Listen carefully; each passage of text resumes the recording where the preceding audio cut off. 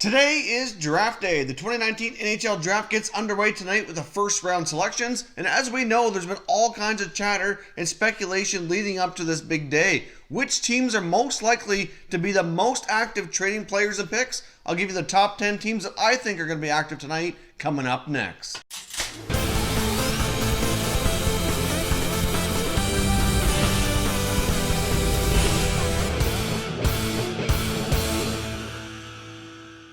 Welcome back here to Top Shelf Hockey, and it's going to be a very exciting day with the 2019 NHL Draft first round selections getting underway tonight, and we should expect a fair bit of chatter and possibly activity when it comes to either trading picks or players, and I want to give you who I think are the top 10 teams most likely to be active in that regard, starting tonight and probably lasting here over the weekend as the remaining rounds go here tomorrow. First up, I've got the Nashville Predators. Now, a couple things with Nashville that I expect them to be active here. One, they only have 6 picks going into the draft. They don't have a ton of selection, so they very well might try to be recouping in that regard. They also have some players like PK Subban and Kyle Turris that have had a ton of speculation around them for possibly being traded this offseason, and this would be a prime opportunity to do it. Now, Nashville's also in a bit of a salary cap crunch. They've got a mega extension coming up here for Roman Josi. That blue line's getting awfully expensive once that kicks in, and they're likely going to have to shed some salary. At the same time, try to retool their forward group and get some more scoring. This past year, scoring wasn't enough. The power play wasn't great, and they could certainly use a bit of a retool. There's a lot of talk they might be going hard after top free agent center Matt Duchene, but they're not going to be able to do that as is. They'd have to get some salary off the books to have a real opportunity to do that, and it would make sense that Subban or Turris would be the most likely candidates here to be moved to make that happen. Of course, Duchene would then accomplish their goal here of adding the offense, helping the power play, etc. So I would expect that if the Predators move one of these other players, they're more likely going to be looking for mostly either future assets or younger assets here in return. Maybe they'll get a first round pick out of one of those players. Maybe they'll get some young prospects or something to that nature. But I fully suspect that it's quite possible that the Nashville Predators may make themselves a fairly significant trade sometime over the draft weekend here, and it could very well involve one of these two players. Next up, we have the Colorado Avalanche. Now, Joe Sakic and the Avalanche are one of the best positioned teams here for the weekend to have a lot of success and really improve their team, possibly in the short term as well as the long term. Of course, they hold 2 first-round selections already with the number 4 pick that they received from Ottawa in the Duchene trade, and of course, they have their own first-round selection, which is at number 16. So to have 2 picks inside the top 16 is certainly a very solid thing to have, and they're going to get themselves a couple of good players if they decide to hang on to those players. And of course, they're also surrounded with some trade talk. Now, longtime right shot defenseman Tyson Barrie has had his name come up quite a bit here in trade rumors. Of course, we've seen the emergence of Cale Makar. They have some other prospects as well, and there is a good possibility they might be able to get themselves another top defenseman in Bowen Byram here with that number 4 overall selection. But that largely depends on what happens in front of them with the Chicago Blackhawks. Now, I think it's fair to say we know Hughes and Kakko are going 1-2, but after that, there is a bit of a question mark on how the Chicago Blackhawks might proceed here. I personally think it's down to 2 players, either being Turcotte or Byram. And of course, if Byron goes, that might change the plans a little bit here for the Avalanche. But they already have a lot of young prospect defensemen anyway. But adding Byron to the mix certainly just increases the odds that Barrie would be traded. And it's possible he could be traded either for a combination of things. One, they really want to land themselves a top 6 forward. And if that can't be accomplished, they maybe could bring in some other assets that could. Maybe such as another first round pick or some other younger assets that maybe they could flip to do that. I mean, obviously the Avalanche are in a prime position here. Joe Sakic has done a great job building this team from the ground up here. A few years ago, they were at the bottom of the league, and now they've been a playoff team 2 years in a row. They got some good prospects already jumping in. They got 2 first-round picks, might make a trade, acquire a third. These guys are very, very well positioned and could be a powerhouse team in a few years' time. So one deal that was speculated was Tyson Barrie maybe going to Vancouver. If that happened, I wouldn't think that the Canucks would want to move like a Brock Besser or a Pettersson or a Horvat, which would be likely the top 3 candidates that the Avalanche would want back. So if that's not acceptable, maybe they would consider moving their first round pick as well as maybe something with it if need be. Of course, they probably would want to have Tyson Barrie sign an extension to make that happen, and he can't do that here just yet. Obviously, he's not eligible technically until July 1st, but I guess we'll see how it goes here. But even if he doesn't go to the Canucks, regardless of where he goes, if that deal involved a first-round selection instead of a top 6 forward, they very well could then flip that to another team in exchange for a top 6 forward. Next up, we have the Toronto Maple Leafs. Now, the Maple Leafs are one of the teams that are just surrounded by speculation. Nobody really seems to know what they're going to do, but they have a lot of hard decisions to make, and they don't have a lot of time left here to start making some of these decisions. Now, they don't have a first-round pick, so they're not going to be active in regards to drafting a player in the first round. They're not going to be active in maybe moving their first-round pick to gain an asset or anything. They've already been through that stage. Now they need to shed some salary and find ways to keep their young core group here together. Obviously, the Mitch Marner contract is top of mind here for Kyle Dubas, and right now it doesn't look like there's a ton of progress here being made. There was some talk they offered Marner an 8-year deal at $11 million, but that he rejected that offer, and that's not what he wants. Apparently, he and his agent really prefer to go shorter term, probably match the term of Austin Matthews. It looks as though he's thinking that he's going to bet on himself, take a shorter term contract for big money, and then be able to cash in again for even bigger money as everything goes up here over the next number of years. If Marner continues to improve and play at a very high level, then he very well could cash in at an even higher contract, in 4 or 5 years' time. So it seems as though that's what they want, but the Leafs want longer term to give them that kind of money. So we'll see where this goes, but the whole Marner thing is certainly holding things up here, but they have other forwards that need signing or need to be traded, and there's been so many players on the Leafs that are speculated to possibly be moved, and all these discussions going on. I would not be surprised to see the Maple Leafs make some trades here. Now, of course, whatever trades they make, they need to be shedding salary while they do it. I do expect the possibility does exist here that they could be very active this weekend and have some deals go down. We talked earlier about the possibility of them making a deal with the Hurricanes for a right shot defenseman, possibly Brett Pesce. But I'm sure they're having plenty of other conversations, and I do expect to see some activity out of Toronto this weekend. Next up here, we have the New Jersey Devils. Now, of course, they're going to be picking first overall, more than likely taking Jack Hughes. But obviously, outside of that, they're going to probably be very active here as well. Now, of course, one big thing hanging over New Jersey is the potential Taylor Hall extension. As we know, he's not technically eligible to July 1st, and there's been a lot of reports indicating that he's not really ready to sign a big extension with them anyways. I think he'd like to see a lot of this offseason kind of play out first and see where the team is positioned and how they're positioned moving forward before he commits to another big-time contract. But obviously, he was their MVP, Hart Trophy winner from last year. I'm sure they want to lock him up longer term here. But at this rate, maybe both sides are best to wait a little bit. But I do think he's going to be watching things very closely as New Jersey could possibly make some other moves. Now, New Jersey is one of the teams that's loaded with picks. They are tied for the most picks with a few other teams here in this draft with 10 selections. Not only do they have the first overall, but they have 3 second-rounders and 2 third-rounders as well. So it wouldn't be completely shocking if they maybe took some of those second and third-round picks and maybe package them up and maybe grab another first-rounder, for example, or possibly if they use some of those picks to maybe acquire a player who could help right away. There's certainly lots of players, like I said, that are speculated to be available. So I do expect GM Ray Shero to be making some moves.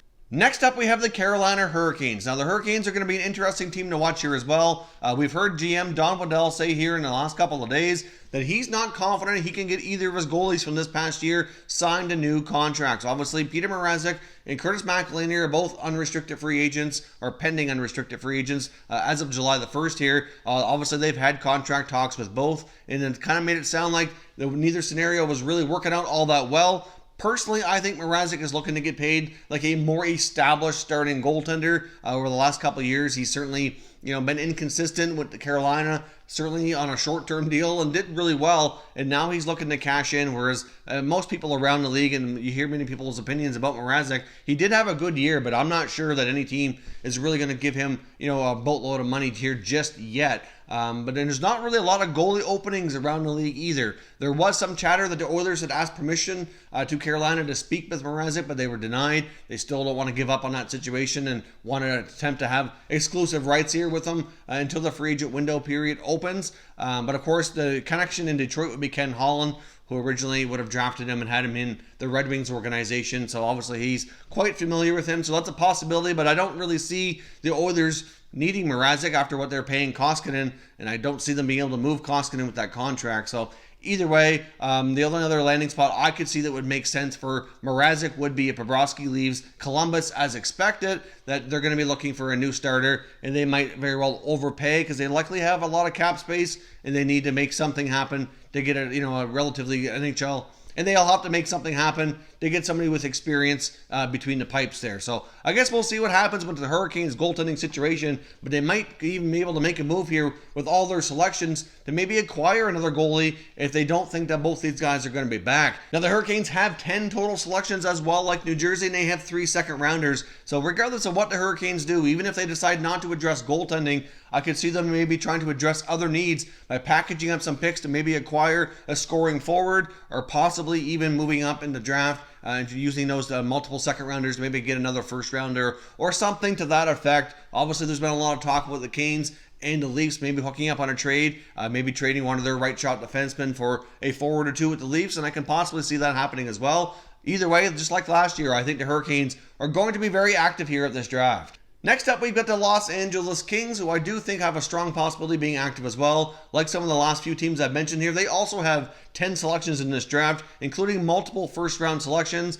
So obviously they're going to be able to grab themselves a couple of solid players should they decide to hold on to these picks. I would probably be quite surprised if they traded their own first rounder, which is quite high up, but the other one that they own's lower, and I can see that maybe being a possibility here. They have the first round pick from the Toronto Maple Leafs that they acquired in the Jake Muzzin trade, but they also have a lot of other mid-rounders that they could package up and make some potential moves as well. But of course, as we know, the Kings are kind of going through, I'm not really sure if we're calling it a rebuild or a retool. They haven't really used a lot of verbiage that I've heard, at least right now, on what they're doing, but I think they should go through a full rebuild, but that's just my opinion. But one piece that I could see them maybe considering moving, if the price is right, would be goaltender Jonathan Quick. Now, I don't think there's going to be a ton of goalies being traded this offseason, but he is one that it very well could happen to, but it might prove to be tricky given the fact of the injuries he's had recently, the term on his contract, his age. When you factor it all in, it's not going to be the easiest thing to do. If there's any bigger name goalies moved, I think he would definitely be the most likely. And the Kings have holes in a lot of areas of their team. They really have a lot of weaknesses, so I can see them maybe using a combination of their picks or making some trades to be active and try to improve their team here moving forward. Next up, we got the Detroit Red Wings, and this will be the first time for the Red Wings here that they have Steve Yzerman leading the charge. Of course, they, like some of the other teams, also have 10 picks. They've certainly acquired some other picks here through other trades. So they're loaded with picks, including 3 picks in the second round. So like a lot of these other teams I've mentioned, when you have a lot of picks, that can play to your advantage if you want to move up or move down or package multiple picks together to get a higher pick, or in some cases acquire a current roster player off another team. There's enough teams that need to shed salary and make some moves here that there's going to be a lot of chatter between clubs. So I would not be surprised to see Steve Yzerman possibly being active here. I think the Red Wings are a little bit less likely than some of the other teams to be active, but as we know, Steve Yzerman has a history of being a really good GM, making a lot of excellent trades here. He did a lot of good deals when he was with Tampa, and this being his first draft here for the Red Wings, I can certainly see him trying to make a splash and use all those picks to his advantage to find ways to improve the club. Next up, we've got the Montreal Canadiens. Again, another team loaded with draft picks. They also have 10 selections. They're rumored to be really looking hard for a left shot defenseman who can play in the top 4, ideally even top 2. They've been linked to a number of defensemen. Not really sure how things are going to pan out. There's been talk that they spoke to the Flyers about Shane Gostisbehere. There's been some talk that they may have checked in with the Islanders on Nick Leddy. There's some other guys out there in free agency they may look to instead. They very well might not, do much of in the way of trades at the draft. They may wait and go to the free agent route instead, depending on what the price tags are. Obviously, this because there's a lot of chatter does not necessarily guarantee a lot of activity, but I do think we should see, at least a moderate amount of activity more than most years, given the amount of chatter and trade speculation that's going on here. But last year, Montreal had a ton of picks as well and put them all to pretty good use. I thought they had an excellent draft here in 2018, really addressed a lot of their team needs and really improved the depth in a few areas, which was great. So hopefully Marc Bergevin continues to put those to good use, but I can see the possibility here with the picks he has, along with maybe some pieces off the current roster to really go out and acquire a top 4, maybe like I said, maybe a top 2 left shot defenseman. And I think Gostisbehere would be perfect for them, but I'm not sure that the Flyers are going to want to budge on that. Hard to say, depends on what he's willing to give up here. But I do expect Marc Bergevin to try to make some moves here, and if it's not now, sometime soon, to really get that left shot defenseman they're looking for. And I wouldn't be surprised to see them grab another defenseman in the draft here as well. But obviously one move might dictate what the other ones are depending on how everything goes. But I expect Marc Bergevin to be very active on the phones this weekend, and we'll see what he can do. Next up, we've got the Vegas Golden Knights. Now, even though they've only had 2 seasons under their belt, as I mentioned in our last video, they have serious cap problems. They've really overspent here in the past couple of years between making some of the trades that they've done as well as free agency, and they need to shed salary already. I mean, going into their first expansion draft and entry draft back in 2018, things were looking pretty good for Vegas. They had a solid first year, went to the finals. This year they had another solid season, and I'm not saying that long term that their team's in bad shape or anything like that, but they really need to cut salary and they need to do it quickly. They're already over the limit, and that's even considering that it was supposed to be $83 million, and it's likely not going to be now. We probably won't have the final cap number until either this evening or maybe even tomorrow, and it's expected it's going to be likely 81.5 or probably no higher than 82 million. So obviously, that's a fair bit less than before, and when he already had a problem, this made that problem worse. I mean, there is quite a bit of speculation they could trade Colin Miller, who's a right-shot defenseman that's kind of fallen out of favor and had his time on the ice reduced a fair bit by the coaching staff, and given the other defensemen they have on the roster, he could be on the move. I mean, he can certainly provide some offense, good in the power play, has good cost certainty. He's got a very, fairly team-friendly contract there if he can live up to what he's been able to do in the past. So I can see him possibly getting traded, but a lot of the talk here lately is that they're going to move one of their bigger forwards, being either Max Pacioretty or Paul Stastny, who they both just recently acquired here within the past year. And I thought they both had relatively decent seasons. They both battled some injuries, took a little bit of a while to get adjusted, but once they did, things were rolling well. They had solid playoffs between Stastny, Pacioretty, and Stone, that second line, which really performed like a first line most nights here. Certainly had a strong playoff showing as well. So we'll see, but they do need to cut salary. William Karlsson needs a new contract, and they can't afford to give him anything right now because they're already over, and he's not the only one. They don't have a backup goalie signed for next year, so they either need to qualify Malcolm Subban or go a different route, or no matter who they sign, they need to have money to do it. And of course, even guys that are falling into the leadership group, like Belmar in England, they don't have contracts. They probably want to still play. I'm sure Vegas would probably like to keep them, but there's just no money right now, so something significant has to go. And there's a lot of talk. It could be Pacioretty or Stastny, and this would be the prime time to do it when they have an opportunity to maybe get some younger assets back that won't impact their salary cap situation here quite so much. Now, last but not least is the hometown host team, the Vancouver Canucks. The Canucks have been the talk of the town here lately. They seem to be linked to everything and anything that's been in the NHL rumor mill. We've heard them talk about numerous amounts of defensemen, some forwards, but mostly defensemen that they've been linked to. I think their blue line's certainly an area of focus for them, which makes a lot of sense. We've heard a lot of talk, like I mentioned earlier in this video, about Tyson Barrie. We've heard them linked to free agents, Jake Gardiner, Tyler Myers. We've heard them talking about Rasmus Ristolainen in Buffalo. And there's quite a few others as well. I mean, if you've been following the channel, you've seen a lot of the other videos, you know a lot of the speculation around the Canucks, and I would not be shocking to see them make a big splash here being the hometown team. And it's not just because they're hosting, it's because they really need to. Really, in my opinion, it's a prime opportunity. You know that ownership really wants them to take this team and move it forward and battle for a playoff spot here again. They've gotten a lot of young assets that are ready to take that next step. And if they can add a little bit more here, I think they can do that next year. So we'll see. Now, of course, their first round pick might be in play, but it's going to depend on the asking price. Obviously, they can still get themselves a pretty decent player where they're picking. So it's not a for sure thing that first round pick gets traded. I know many people say that to be the host team and not have a first round selection certainly sometimes doesn't go over well with fans. But either way, they need to do here what's best for business, and what's best might be trading that pick if they can get themselves a fairly big time roster player. So we'll see what happens here, but I fully suspect Jim Benning and company to be incredibly busy. They have 9 picks overall, with 7 out of 9 coming after round 2, so they certainly have a lot of mid to late round picks that they can use to maybe make some other moves here as well. But I certainly think Jim Benning is going to make a big splash here at the draft, make some kind of a significant trade, and really help this team and move it forward. There's also been some talk that Peter Chiarelli might be joining the Canucks front office to work with Jim Benning, which was a little bit surprising in a sense, but at the same time, they do know each other quite well. They both came from the Boston Bruins organization way back. Of course, Chiarelli originally started with Ottawa, went to the Bruins organization where him and Benning worked together for some time before they both moved on here to other gigs, but certainly a possibility he could be joining the staff. And of course, after how everything went with Chiarelli in Edmonton, I know that probably doesn't exactly get Vancouver fans excited, but but I guess we'll see if that comes to be or not. But will that certainly maybe increase the Lucic for Eriksson chatter, given the fact that Peter Chiarelli obviously had Lucic in Boston, brought him to Edmonton, and now he might be going to Vancouver, where Lucic's been, rumored to possibly be going where he's from, his hometown team. Certainly could happen. Many feel that Louis Eriksson should not be brought back to start a training camp, that he needs to go ahead of time. So maybe Edmonton and Vancouver will come together here and make something like this happen. Even if they do, there's no guarantee that it happens tonight at the draft. But it very well could happen sometime over the summer. I know there's a lot of fans that are not really for that trade. I'm not really sure how I feel about it either, but I do think it's getting more and more likely that that type of trade